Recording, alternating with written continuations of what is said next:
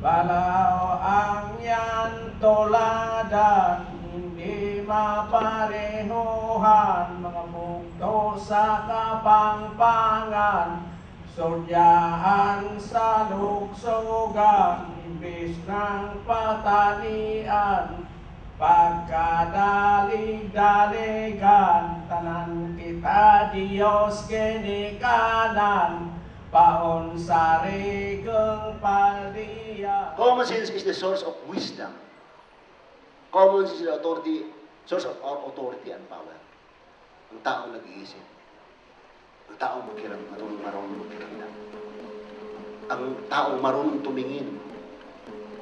Sila yung makakaroon ng wisdom, power, and authority. It is our strength and identity. It is the trademark of indigenous. Being indigenous. Kita mo yan? Trademark na sabihin ng tao, pagkatatubo, matalino yan. Pagkatatubo, magaling yan. Matatak, matibay. Hindi namatay sa paglusog ng kolonyalismo 489 years and hindi tayo. So, the last 20 years of my life has been a journey of decolonization, and I have written books about that process and that journey, along with the process and journey of the Filipino-American community that I am a part of. So, part of what I want to share with this community here today is that among Filipino communities in the diaspora, especially in California, there is also a decolonization and indigenization movement.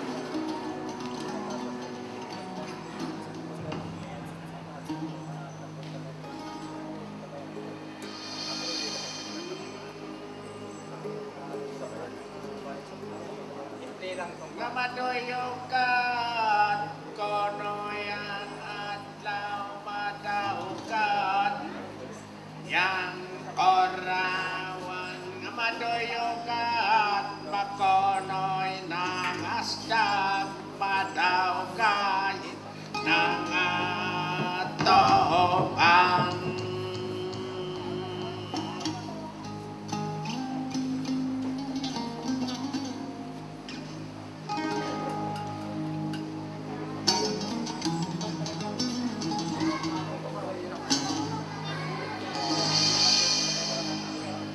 Na kinaabi-abi, kuno na may nagsambat, kinaabi-bar, ay nagsagaasan.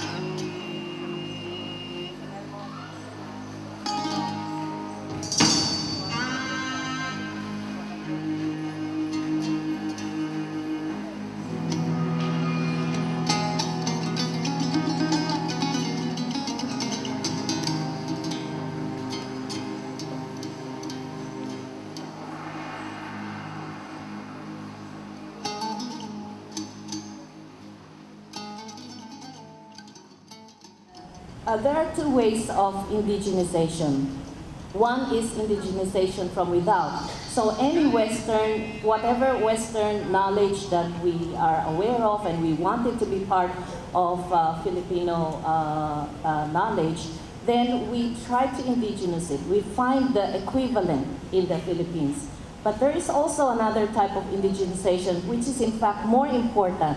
This is indigenization from within. That is finding our own indigenous knowledge from within, not dictated or determined by Western influences. Eventually, when we found this indigenous knowledge, we should make an attempt to bring it out and also contribute to the knowledge of other people. So part of indigenization is eventually internationalizing it and contributing to universal psychology.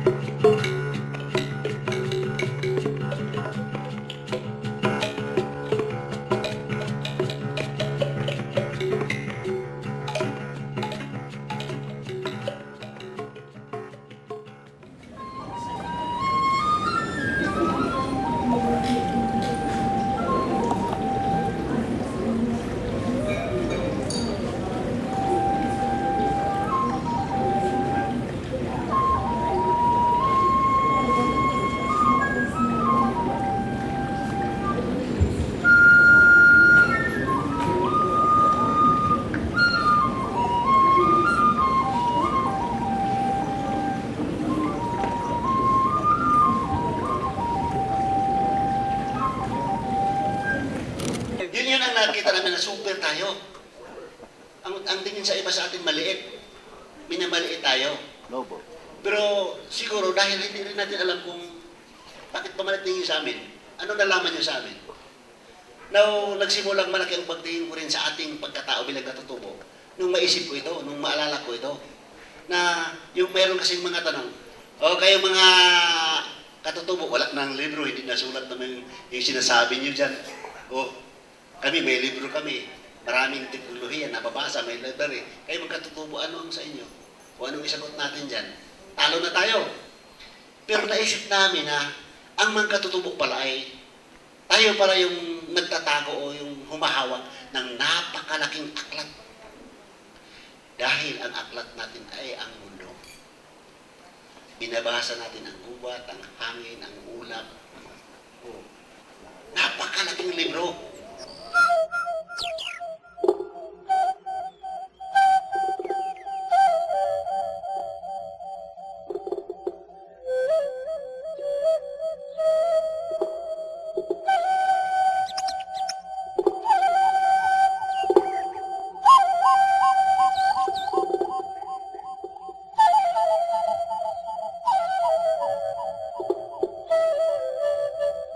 Ang panukala ng National Committee on Cultural Education ay kailangan nating ma-data bank, ma-document, ma-consolidate, at mamapa ang iba't ibang uri, hindi lamang ng sining, kung hindi ng mga paniniwala at mga practices ng ating mga katutubo. Ito ay para hindi lang ma-fortify yung kanilang sariling panghahawak sa kanilang sariling pagkakakilanlan, kung hindi para na rin maipasok ito sa pangkahalatang kaalaman or the mainstream knowledge systems na ibinabandila natin.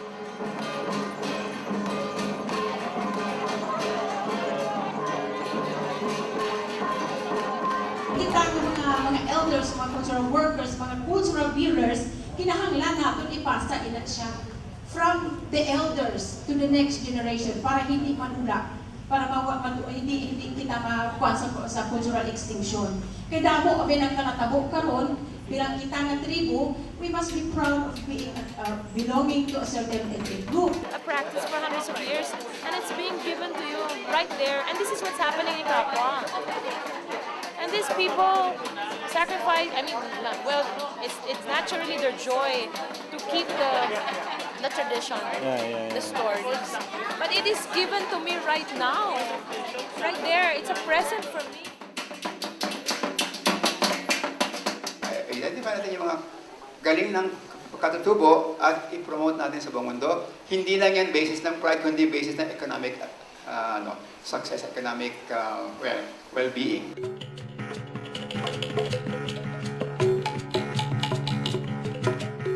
This logic of so-called progress and unlimited growth is driving everybody to this unbounded competition that has no regard whatsoever for any alternative form of lifestyle, then we all should be up in arms in resistance against it. Because it is not life-giving, it is destructive, and ultimately it may spell for us the extinction of our species. And eventually there's a lot of rethinking to be done about the economy of living, of daily living. Each of us has to rethink, countries have to rethink, and the whole globe has to rethink. Now, why we want to include indigenous knowledge or indigenous knowledge together with academic knowledge is because the academic knowledge has become tremendously streamlined over the years to accommodate only Western positivist knowledge, and that has cut off in many cases people from an embeddedness into the environment, into nature, into the larger scope of life. It's just me against you, and my company better than your company, and my grade better than yours. Kapwa has been a little bit stranded Kapwa is the shared self, and it is a wonderful phenomenon that I, as a German, found here in the Philippines, that kapwa, the shared self, is still available as a... Unlike pakikisama, pakikipag-kapwa has no negative connotation. The more one engages in it, the more the goodness in the persons involved is evoked from within. That's why it's relation rather than from without, no?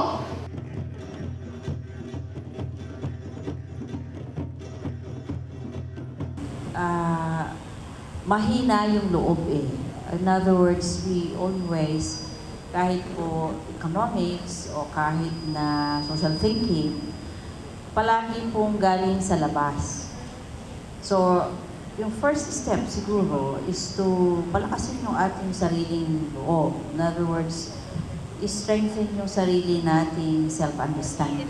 It's more of this, bringing inter-tribal harmony into being through the sharing.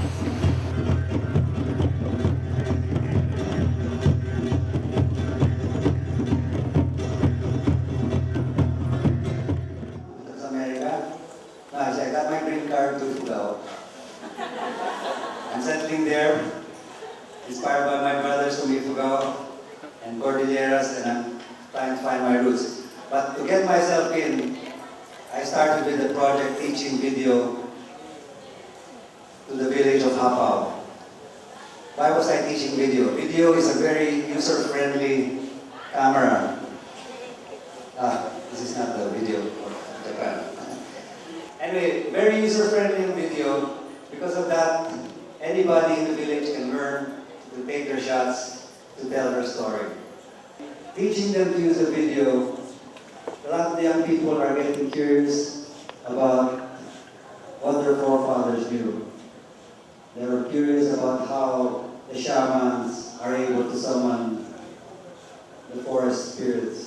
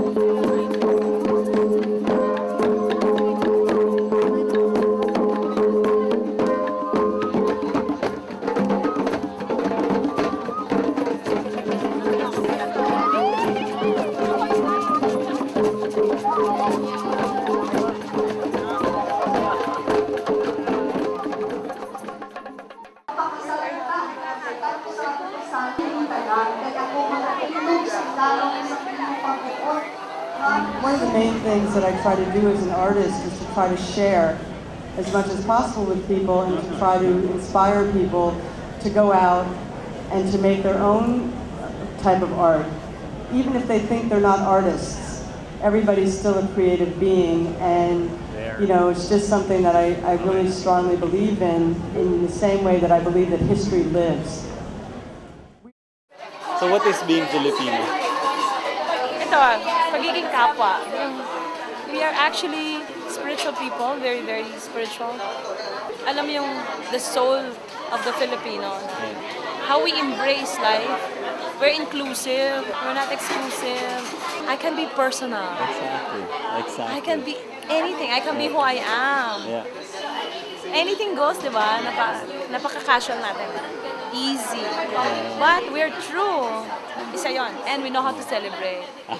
We know how to laugh. We know how to express ourselves. We know how to become a community. How we nurture each other as a community. We extend ourselves. So we're expansive rather than exclusive.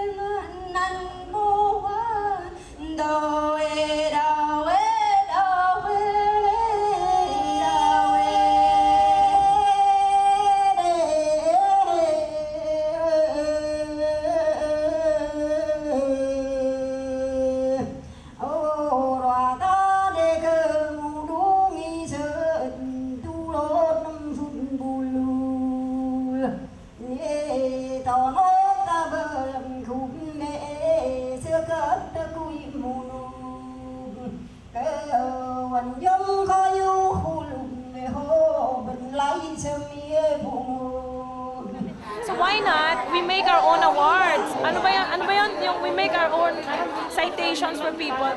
We make them heroes now, and Kapwa is actually making them heroes. Yeah. Why we're here? Because of Mindong, because of Apo Mindong. We're here because of Maria of the Tibolo tribe. We're here because of Wawai. Now I realize I'm not doing it alone.